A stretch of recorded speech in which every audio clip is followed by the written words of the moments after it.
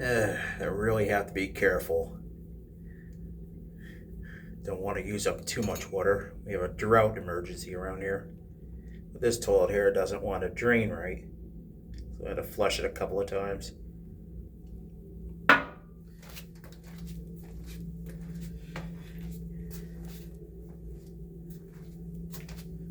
Apparently someone's throwing paper towels in the toilet.